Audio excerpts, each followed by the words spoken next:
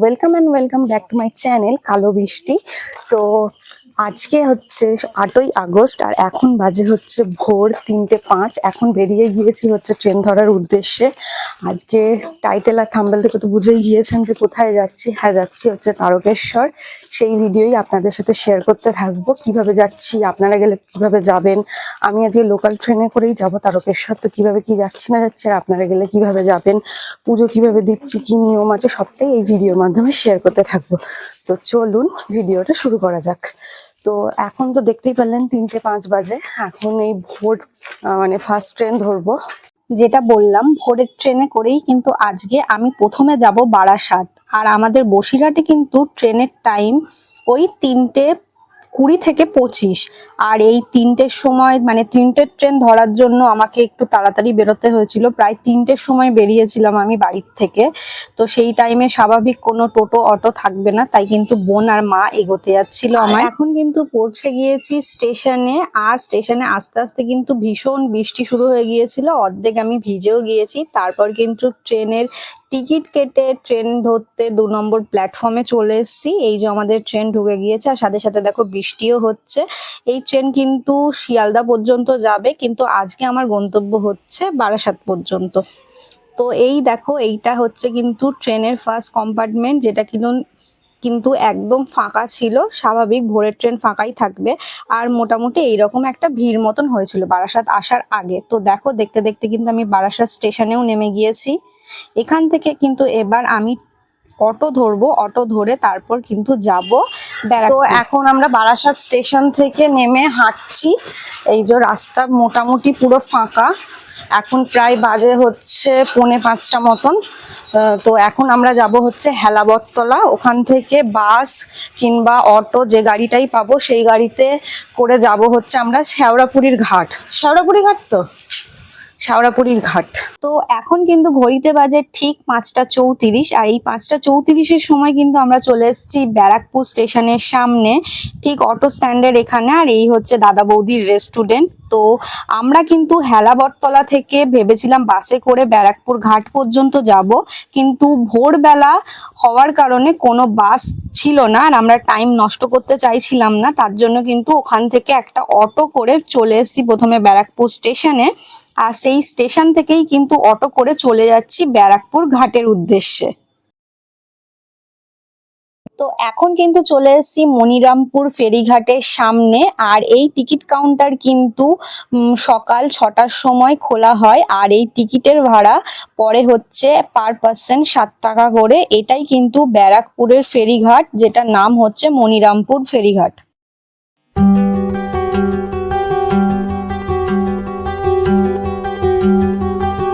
তো এই হচ্ছে ফেরিঘাট যেটা দেখছো। তো এখন কিন্তু আমাদের ফেরি দিয়েও দিয়েছে। আমাদের কিন্তু এটাকে লঞ্চ বলে না ভেসেল বলে, হ্যাঁ আমাদের কিন্তু ভেসেল এখন চলে এসছে। দেখো মোটামুটি অনেকটাই ভিড় হয়। টিকিট তোমার কাছে? মোটামুটি অনেকটাই ভিড় হয়, 2 সাইড দিয়েই ওঠানামা করা যায়।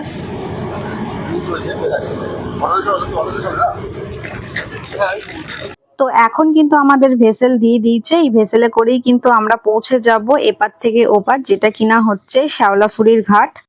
এবার বলি আমি কিভাবে তারকেশ্বর গিয়েছিলাম, কিংবা আপনারা কিভাবে বসিরহাট থেকে তারকেশ্বর পৌঁছাবেন।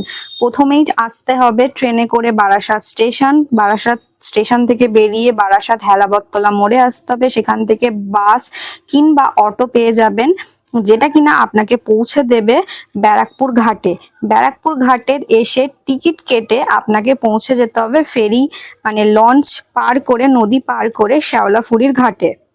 তারপর কিন্তু আপনারা এখান থেকে চাইলে নিমাইতীর্থ ঘাট থেকে জল তুলে শেওড়াপুরি স্টেশন থেকে ডিরেক্ট তারকেশ্বর লোকাল পাবেন, সেটা ধরে পৌঁছে যেতে পারেন তারকেশ্বর। এখন কিন্তু নেমে গেছি আমরা শেওড়াপুরির ঘাটে। তো এই যে ভেসেল, আর এখান থেকে নেমে গিয়েছি। এই হচ্ছে শেওড়াপুরির ঘাট। তো এখন যাবো। তো এখন কিন্তু নেমে গিয়েছি শেওড়াফুলি ঘাটে। আর এখান থেকেই কিন্তু যাব এবার জল তুলতে। সবকিছু কিনে মানে ঘট কিনে নিমাইতীর্থ ঘাটে। এই নিমাইতীর্থ ঘাট থেকে জল তুলে কিন্তু পৌঁছে যাব শেওড়াফুলি স্টেশনে। সেখান থেকেই কিন্তু ট্রেন ধরে আবারও যাব তারকেশ্বর।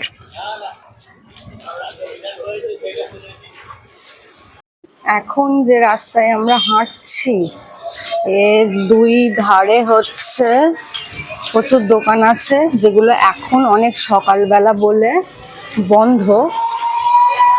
ঠিক সোমবার দিন বা আগামীকাল শনিবার দিন কিন্তু এই রাস্তা পুরো নো এন্ট্রি হয়ে যায়। আর সোমবার দিন তো লক্ষ লক্ষ মানুষের ভিড় যাবে বাবার মাথায় জল ঢালার জন্য। তো এই রাস্তা কালকের থেকেই পুরো নো এন্ট্রি হয়ে যাবে, কোনো রকম গাড়ি চলাচল এই রাস্তায় করতে পারবে না। আর সোমবারে তো বীভৎস ভিড় হবেই। তো এখন এসছি একটা ঘাটে, এখানে চাইলে জলও তুলতে পারো, চাইলে রেস্টও নিতে পারো। এখানে কিন্তু দেখতে পাচ্ছ বাঁক রাখার জন্য কিন্তু এইগুলো করা আছে, মানে অনেকে তো হেঁটে আসে বাঁক নিয়ে আসে, এখানটায় বাঁক রাখতে পারবে। আমরা পুরো এই জায়গাটা বাঁক রাখা যায়। আমরা এই ঘাটে এসছি, আরো কিছু লোক আসবে, তাদের জন্য একটু ওয়েট করার জন্য এই ঘাটে এসছি আপাতত। জায়গাটা পুরো নিরিবিলি জায়গা, খুব ভালো লাগছে। কিন্তু প্রচুর ঘটের দোকান আছে, তো এরকমই দেখে একটা ঘটের দোকানে দাঁড়িয়েছি। এখানে কিন্তু নানা সাইজের ঘট পেয়ে যাবে, এই যে ব্যাগ, তারপর ঘর ঝুলানোর এই দড়ি, বাঁকের জিনিসপত্র, আর এই যে মোবাইল রাখার প্লাস্টিক। এটা আমিও একটা কিনেছি, 20 টাকা করে নিয়েছে এক একটা। আর এই ঘট এখান থেকে কিনে নিতে পারো। আর এই যে বাঁকের জিনিসপত্র এখান থেকে নেওয়া হচ্ছে ঘট। তবে ঘট নেওয়ার আগে একটা কথা বলবো, যেই দোকান থেকেই ঘট নেবে না কেন সেই দোকানে আগে জল ভরে দেখে নেবে কোনো রকম লিক হচ্ছে কিনা, তা বাদে মুখ ঠিকঠাক করে লাগছে কিনা। এটা ঘট নেওয়ার আগে কিন্তু অবশ্যই দেখে নিতে হবে। তো এখন কিন্তু ঘট কিনে চলে এসেছি নিমাইতীর্থ ঘাটের এখানে। এই নিমাইতীর্থ ঘাটেই কিন্তু আজকে স্নান করে বাবার জন্য জল তুলে নিয়ে যাব তারকেশ্বরের উদ্দেশ্যে। এই নিমাইতীর্থ ঘাট এখন যেরকম ভিডিওতে দেখছো ফাঁকা ফাঁকা, ঠিক কিন্তু রবিবার, সোমবার, শনিবার, শ্রাবণ মাসের আর চৈত্র মাসে যখন সবাই সন্ন্যাসী হয় তখন কিন্তু লক্ষ লক্ষ পুণ্যতীর্থ যাত্রীদের সমাগম এই ঘাটে হয়। কারণ কথিত আছে যে প্রভু চৈতন্যদেব তার সন্ন্যাসকালে এখানে স্নান করে বেশ কিছুদিন এই ঘাটে কাটিয়েছিল, যার জন্যই কিন্তু এই ঘাটের নাম হয়েছে নিমাইতীর্থ ঘাট। তাই কিন্তু এই ঘাটের থেকেই লক্ষ লক্ষ মানুষ জল তুলে নিয়ে যায় বাবার মাথায় ঢালার জন্য। আর এই নিমাইতীর্থ ঘাট থেকেই কিন্তু অনেকে জল তুলে পায়ে হেঁটে তারকেশ্বরের উদ্দেশ্যে রওনা হয়। তাই কিন্তু এই ঘাট যেহেতু প্রভু চৈতন্যদেবের একটা স্মৃতিচারণ, যেখানে স্নান করে প্রভু তার ঈশ্বর লাভের আশায় গিয়েছিলেন, তাই এই ঘাট কিন্তু অতি পবিত্র বলে মনে করা হয়।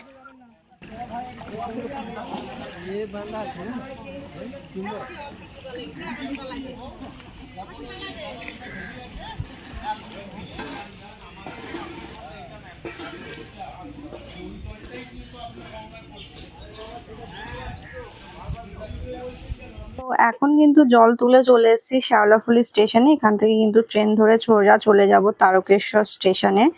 এবার বলি, যারা হাওড়া থেকে তারকেশ্বর আসতে চাইছো তারা কিন্তু Tarakeswar local, Arambagh local, Goghat local পেয়ে যাবে, যেটা কিনা ডিরেক্ট একদম তারকেশ্বর পর্যন্ত আসে।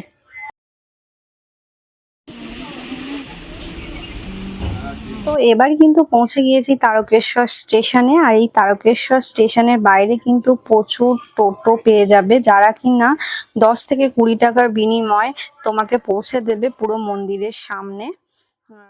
আর যদি মনে করো যে না, পায়ে হেঁটেই পৌঁছে যাবে মন্দিরে, তো সেটাও পারো। আমিও কিন্তু পায়ে হেঁটেই পৌঁছে গিয়েছিলাম একেবারে মন্দিরের কাছে।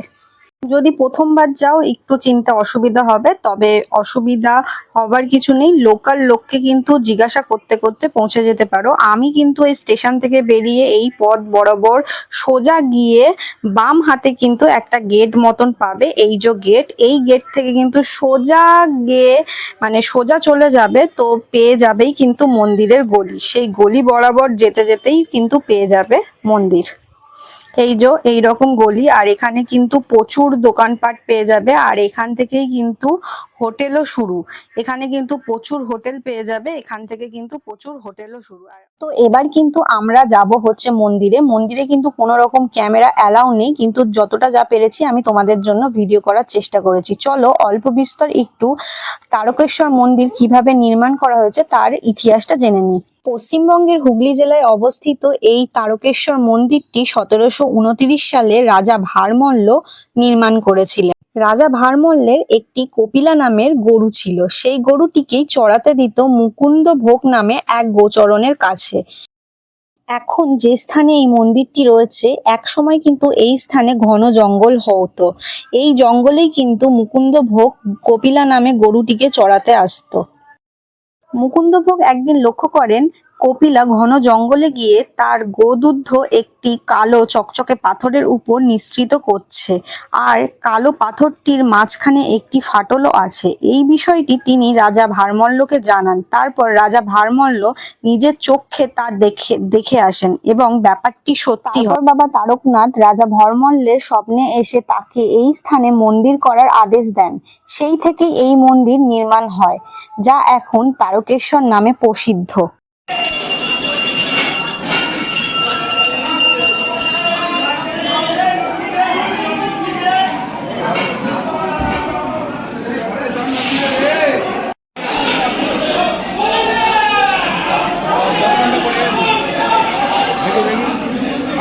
মন্দিরে কিন্তু কোনোভাবে ক্যামেরা অ্যালাউ নেই, গর্ভগৃহে তো নেই, তা বাদে আশেপাশেও নেই। অনেক কষ্টে তোমাদের জন্য এই কটা ভিডিও আমি নিতে পেরেছি।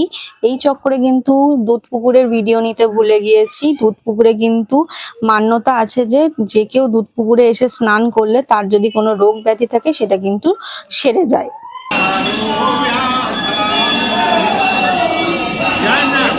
তো আমরা কিন্তু আরামসে সুন্দর করে পুজো দিয়েছি। পুজো দেওয়ার পর প্রচন্ড খিদে পেয়ে গিয়েছিল, কারণ সারাদিন কিছু খাইনি। তো প্রথমেই বেরিয়ে কিন্তু কিছু খেয়ে নিয়েছিলাম। এই থালিটাতে ধোকার থালি ছিল, যাতে ভাত, ঝুরি আলু ভাজা, ডাল আর ধোকা ছিল আলু দিয়ে রান্না করা, যেটার দাম নিয়েছিল কিন্তু 80 টাকা, আর ছিল একটু আচার। তারপরে কিন্তু আমরা ফিরে যাচ্ছি আমাদের বাড়ির দিকে। তো এই বাড়িতে মানে যেভাবে এসছি সেভাবেই আবার ফেরত যাচ্ছি। আর যখন এসছিলাম রাস্তাপুর ঘাট কিন্তু একদম ফাঁকা ছিল, আর এখন রাস্তাঘাট প্লাস হচ্ছে ফেরি প্রচন্ড ভিড়, যেটাই তোমাদের সাথে ভিডিও করে আমি শেয়ার করেছি। তো আমরা কিন্তু একদিনেই তারকেশ্বর ভোরবেলা এসে বিকেল বেলার মধ্যে বাড়ি ফিরে যাচ্ছি। আশা করব তোমাদের এই ভিডিও ভালো লেগেছে। যদি ভালো লাগে অবশ্যই লাইক কমেন্ট শেয়ার করো। আর যদি কোনো কিছু জানতে চাও তাহলে মানে কোনো কিছু যদি জিজ্ঞাসা থাকে তাহলে সেটা আমাকে কমেন্ট করতে পারো, আমি কমেন্ট বক্সে উত্তর দিয়ে দেবো। হয়তো অনেক কিছু আমি শেয়ার করতে পারিনি, যতটা পেরেছি ততটা শেয়ার করেছি। দেখা হচ্ছে খুব তাড়াতাড়ি অন্য ভিডিওর সাথে। তত সময় ভালো থেকো, সাথে থেকো, আর থ্যাংক ইউ ফর ওয়াচিং।